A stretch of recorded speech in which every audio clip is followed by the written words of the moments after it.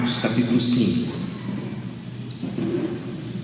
Nós vamos ler um versículo inicialmente, que está é o versículo 38. Marcos 5, 38. Eu quero que você leia esse verso e imagine Jesus entrando nessa casa. Olha só. Quando chegaram à casa de Jairo, o dirigente da sinagoga, quem que chegou? Estava Jesus, Pedro, Tiago e João. Esses quatro chegaram à casa do dirigente da sinagoga, que era um homem chamado Jairo. E olha o que Jesus viu. Jesus viu um alvoroço, com gente chorando e se lamentando em alta voz. Essa palavra alvoroço significa tumulto, barulho, confusão,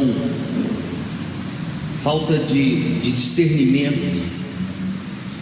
Esse relato, irmãos, ele descreve a realidade de muitas casas, de muitos casamentos, onde o que existe é gritaria, é confusão, é lágrimas, lamentos. A alegria foi embora de muitas casas. Espero que não seja o caso da sua casa, do seu casamento, você que me ouve hoje à noite. E o que ficou no lugar foi alvoroço. O que ficou no lugar foi gritaria, ou silêncio cortante. Porque pior, talvez, do que a gritaria, porque na gritaria você vai lá, explode, extravasa, é o silêncio cortante num casamento, onde não se fala mais, se fala mais sobre coisa alguma. Como o homem que eu ouvi dizer que a mulher dele falava assim: mas bem, você não fala mais que me ama. Olha, se eu mudar de ideia eu te conto. Não é piada não. Uma mulher da igreja em Campinas me falou que o homem dela disse isso para ela: se eu mudar de ideia eu te conto. A outra que fui aconselhar uma vez, no meio de crise, a esposa vira para mim e fala assim: pastor, eu quero a minha vida de volta. Eu quero a minha vida de volta. O meu casamento roubou de mim a minha vida. Quando eu olho para esse texto de Marcos 5,38 e vejo que Jesus viu alvoroço, gente chorando, se lamentando em alta voz. Eu vejo a descrição, infelizmente, de muitas casas. O texto que nós lemos, ele é parte do relato sobre uma cura, ou melhor, foi a ressurreição que Jesus fez da filha de Jairo. É muito interessante o capítulo 5 do Evangelho de Marcos, porque o capítulo 5 basicamente é Jesus realizando milagres importantes. Ele cura uma mulher hemorrágica, ele ressuscita essa menina. O capítulo 5 de Marcos está em Marcos para mostrar que Deus é mestre em pegar situações que aos nossos olhos não tem mais saída e transformar isso em alegria e bênção de novo. Porque o Evangelho de Marcos, no capítulo 5, termina dizendo que naquela casa que Jesus entrou e viu confusão, tumulto, choro, lágrima, aquela casa, Jesus, quando sai dela, aquela casa ficou em festa. Eu quero olhar para esse texto e ver com vocês, fazer com vocês 3 ponderações sobre o casamento. Primeiro, não há casamento sem risco de morte, gente. Todo casamento corre risco de morte. Quando a gente olha para Jairo, que é o homem desse texto, que é o personagem principal desse texto, a filha dele é coadjuvante nesse drama. Jairo, ele nos apresenta algumas qualidades que nos fazem chegar à seguinte conclusão: não adianta ter tudo isso se não tiver a graça de Deus. Olha que, por exemplo, Jairo era um homem de posses, ele era um homem de prestígio. No verso 22 a gente descobre em Marcos 5 que ele era dirigente da sinagoga.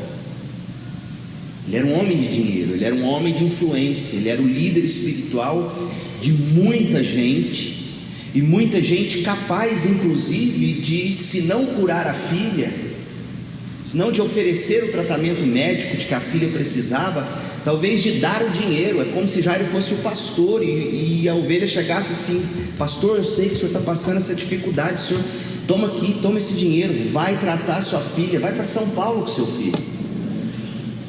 Jairo era um homem de posses, ele era um homem de prestígio. Em segundo lugar, Jairo era um homem de fé, ele era o líder religioso da sinagoga. Ele era um homem de humildade espiritual, ele vai atrás de Jesus, ele que era o líder da sinagoga, e aceitar esse Jesus como Messias era algo escandaloso naquele tempo. Então era um homem de fé. E outro fato interessante, a gente lê no verso 42, essa menina que adoeceu e chegou a morrer, ela só tinha 12 anos de idade. Não se concebe a ideia de uma pessoa nascer e já com 12 anos ela morrer. Isso é anormal. Por que eu levanto esses fatos sobre a vida de Jairo? Para dizer o seguinte: não foi prestígio, dinheiro, posses, não foi religião, não foi o vigor da idade da filha de 12 anos que livrou esse homem, a casa dele, do tumulto, das lágrimas e do desespero. Eu olho para a vida de Jairo e vejo que a vida, e aqui falando especificamente o casamento, não está imune às provas. Por mais que se tenha condições, por mais que se tenha fé, e por mais que se tenha saúde, disposição, idade, a vida de Jairo nos ensina que se a gente não tomar certos cuidados, nós veremos o casamento morrer, nós veremos o casamento ser destruído. O número de divórcios aumentou porque as leis do país, a conjuntura, a forma de se pensar mudou. Mas a gente sabe que durante muito tempo, quando aos olhos da sociedade divórcio era tabu, as pessoas continuavam casadas, mas em camas e quartos separados. Minha avó mesmo, mãe de meu pai, anos e anos. Existem casamentos e cultura, hoje mesmo nessa cultura do tudo pode, inclusive divorciar e pronto, e acabou, onde as pessoas não têm a coragem de ir a vias de fato. Mas infelizmente, quando elas olham para o casamento delas, para a vida delas, para a casa delas, o que restou foi morte, tumulto, o que restou foi lágrimas, o que restou foi sofrimento.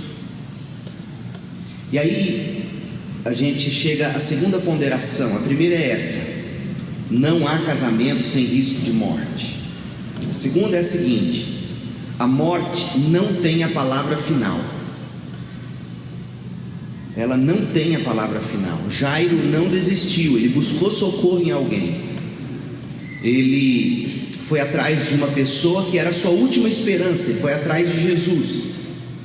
Depois de ter tentado tratamentos, depois de ter tentado o que lhe foi oferecido e possível fazer, ele falou: não, eu vou abrir mão, se preciso for, da minha posição na sinagoga, mas eu vou atrás desse Messias e eu vou pedir que ele cure a minha filha, porque a morte não pode ter a palavra final na minha casa, na minha família. E aí o verso 21, Marcos 5, 21: tendo Jesus voltado de barco para outra margem, uma grande multidão se reuniu ao seu redor, enquanto ele estava à beira do mar. Então chegou ali um dos dirigentes da sinagoga. A gente lê isso aqui hoje e acha normal, mas não tem noção da dimensão desse acontecimento. Foram os chefes da sinagoga daqueles dias que mandou Jesus para a cruz. E aqui um dos procura ele. O nome dele era Jairo. Vendo Jesus, ele se prostra aos pés de Jesus e implora insistentemente. Veja a cena, esse homem se humilhando aos pés de Jesus publicamente, dizendo: minha filhinha está morrendo, vem por favor e impõe as mãos sobre ela, para que seja curada e que viva.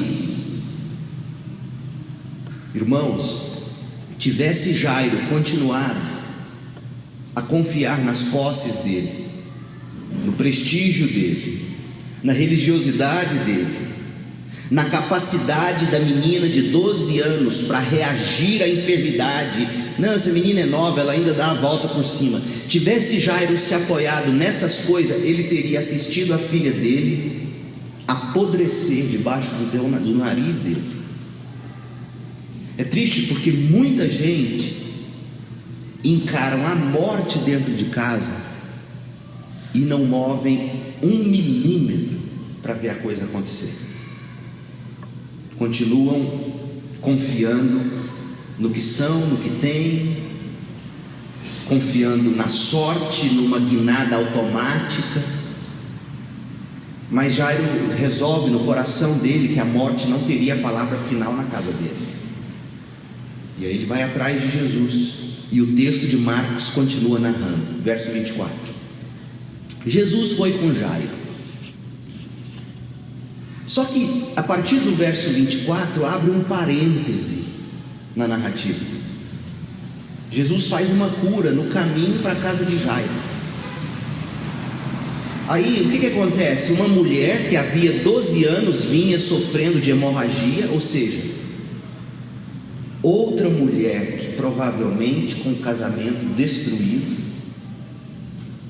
ou a caminho da morte, porque um relacionamento conjugal que não é tratado ao longo de 12 anos, sofrendo com todas essas dores e hemorragias e desgastes e enfermidades que não são tratadas, enfermidades na vida de um dos cônjuges, se não for bem tratado, bem resolvido, bem conversado, tem poder de destruir casamentos. A gente sabe disso.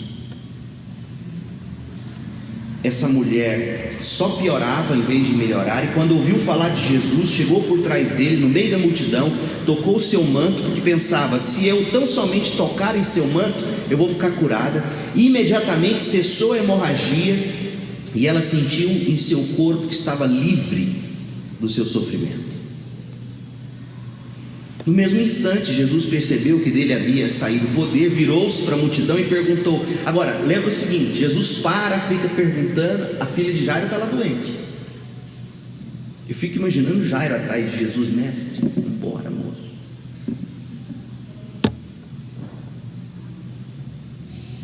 Aí ele: quem tocou em mim? Jairo estava descabelando, respondeu aos seus discípulos: o senhor está tonto? O senhor não vê a multidão aglomerada ao seu redor e ainda pergunta: quem tocou em mim? Vamos embora, mestre, é o Jairo está doido. Mas Jesus continuou olhando ao seu redor para ver quem tinha feito aquilo. Então a mulher, sabendo o que tinha lhe acontecido, aproximou-se, prostrou-se aos seus pés e tremendo de medo, contou-lhe toda a verdade. Então ele lhe disse: filha, a sua fé a curou, vá em paz e fique livre do seu sofrimento. Eu fico pensando, por que Jesus, que sabia que ela já tinha sido curada, porque ele sentiu que dele saiu o poder, ele é onisciente, ele sabia que ela já tinha sido curada, Jairo estava com a filha morrendo, por que ele toma esse tempão nessa caminhada? Porque quem está na UTI, cada minuto é precioso. Eu fico pensando: Senhor, por que ele quis parar, ouvir e olhar porque ele queria olhar para o olho dessa mulher e dizer o seguinte: escuta, eu curei você, agora tem algo que você precisa fazer. Você tem que se ver como uma mulher curada, fique livre disso. Não saia daqui carregando a autopiedade que deve ter te trazido até aqui. A autopiedade destrói casamento.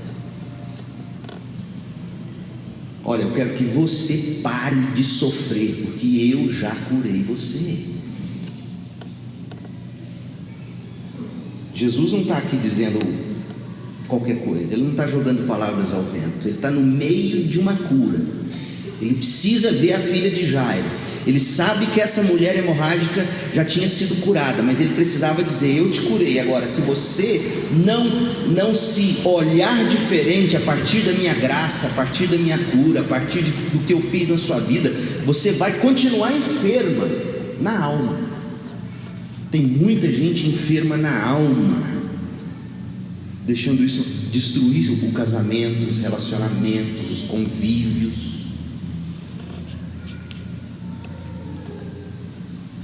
Então ele lhe disse: filha, sua fé a curou, vai em paz, fique livre do seu sofrimento. Agora volta a cena de Jairo, verso 35. Enquanto Jesus ainda estava falando, chegaram algumas pessoas da casa de Jairo, o dirigente da sinagoga. Sua filha morreu, disseram eles. Jairo, sua filha morreu. Não precisa mais incomodar o mestre. Vamos embora, vamos para casa, deixa ele aí cuidando dessa mulher. Jairo deve ter pensado assim: pronto, minha filha já era. Por que Jesus teve que se envolver com a vida dessa mulher, meu Deus? Aí de repente, esses pensamentos de Jairo são interrompidos pela palavra de Jesus, verso 36. Não fazendo caso do que os homens disseram sobre: olha, a filha morreu, larga o mestre. Não fazendo caso disso, Jesus disse ao dirigente da sinagoga: Jairo, não tenha medo, tão somente creia. Jairo, não tenha medo do que estão nos dizendo, creia em mim. Creia em mim. A morte não tem a palavra final num casamento quando 3 coisas pelo menos são feitas. Primeiro, quando você se dispõe a ir atrás de Jesus. Jairo foi atrás, a mulher hemorrágica foi atrás. Em segundo lugar,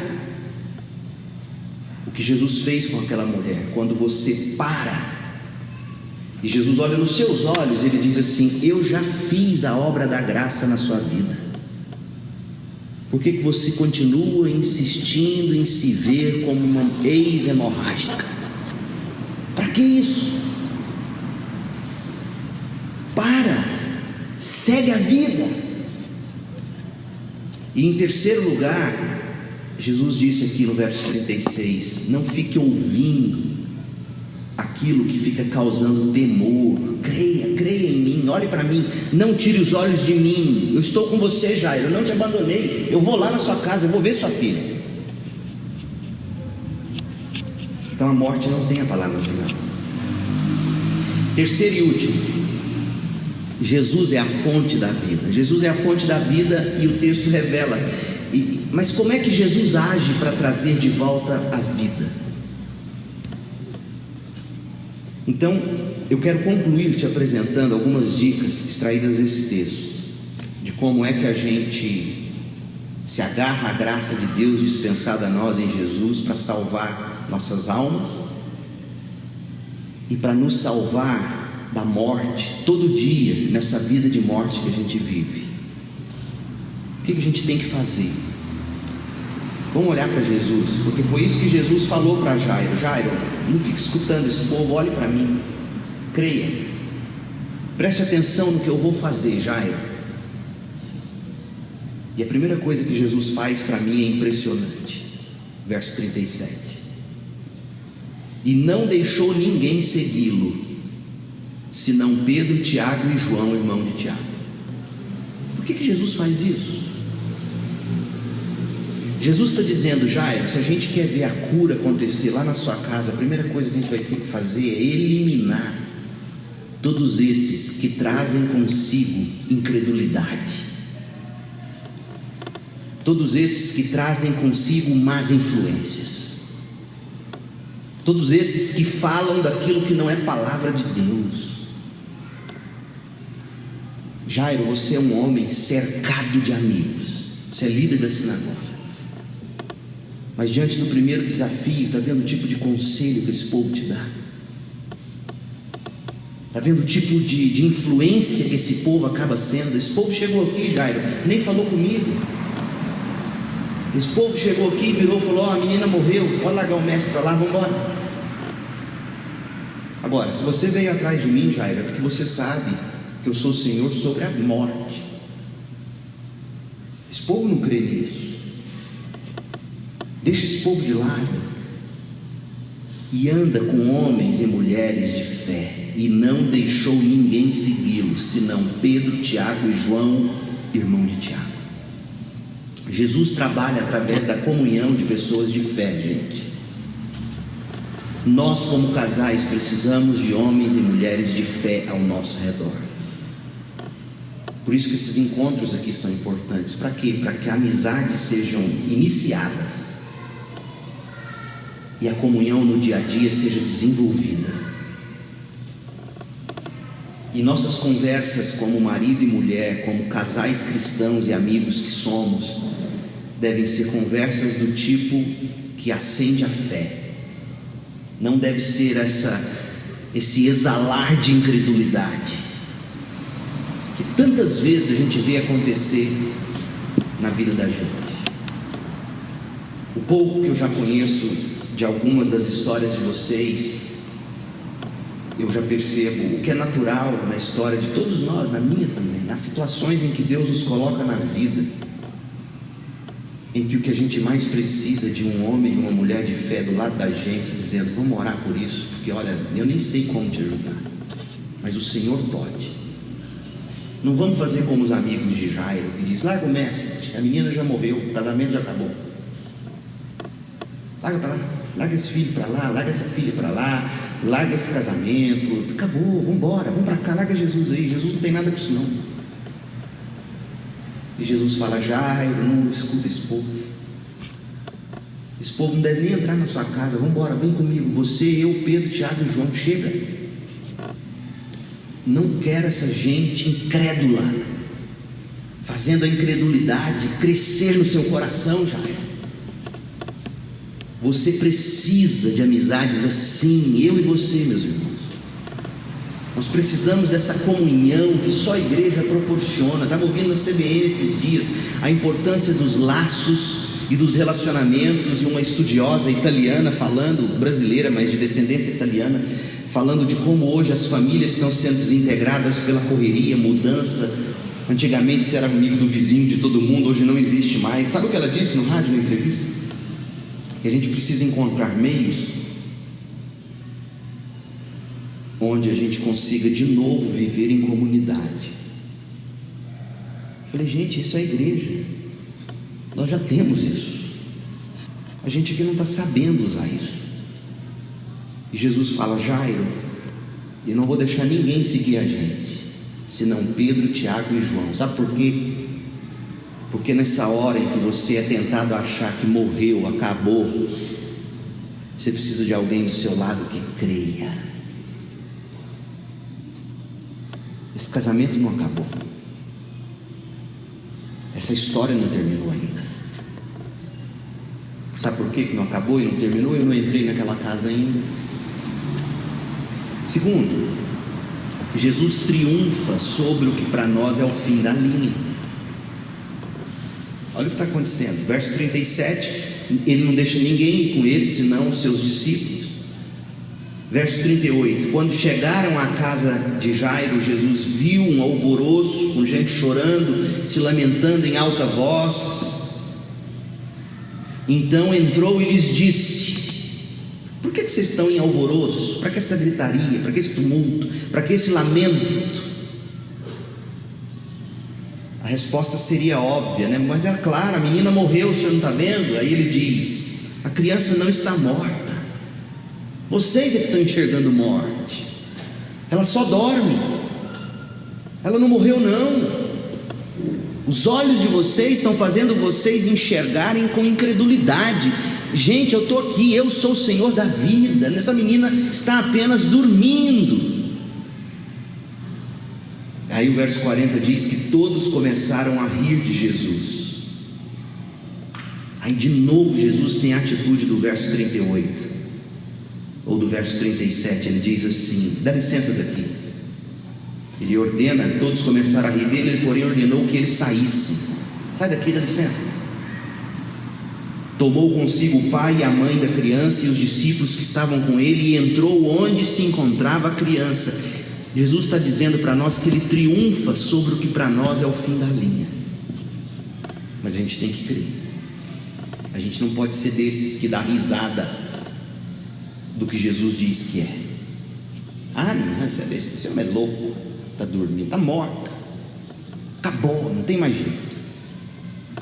Aí Jesus diz: dá licença. Pai, mãe, vocês querem ver essa menina viva? Vem comigo, entra aqui no quarto. Jesus, irmãos, ele tem poder para triunfar sobre aquele casamento que aos olhos dos homens acabou.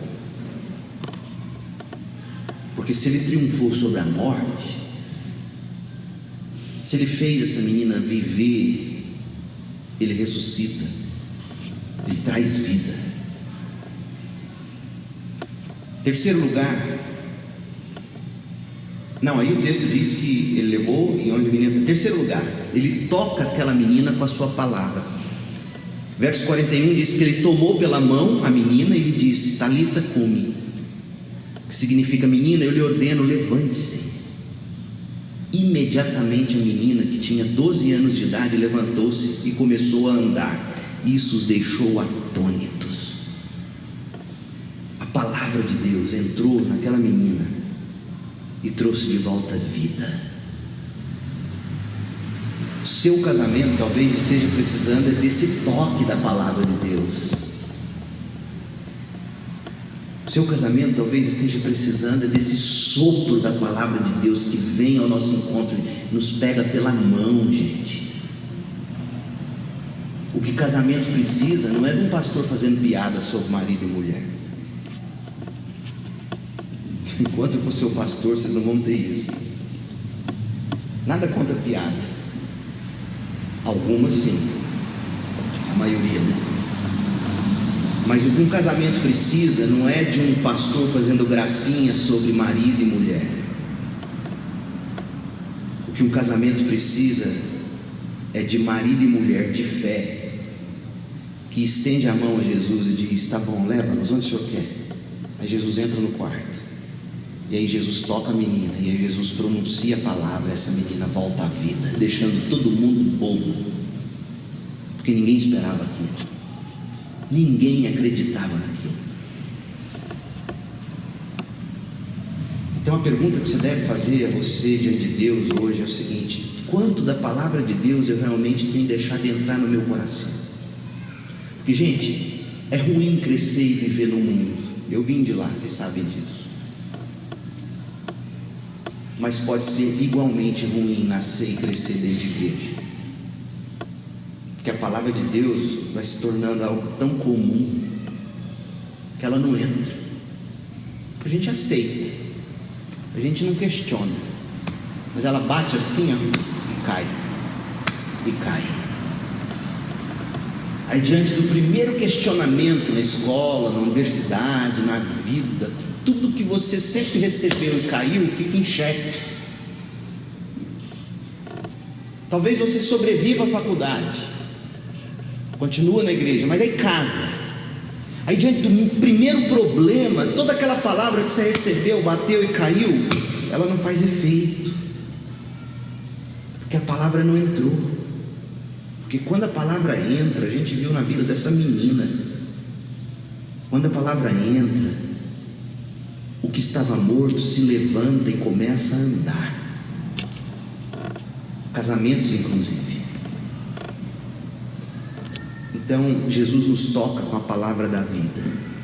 Vamos lá, ele trabalha através da comunhão de pessoas de fé, ele triunfa sobre o que para nós é o fim da linha, ele toca com a palavra da vida, mas em último lugar, ele traz desafios inegociáveis.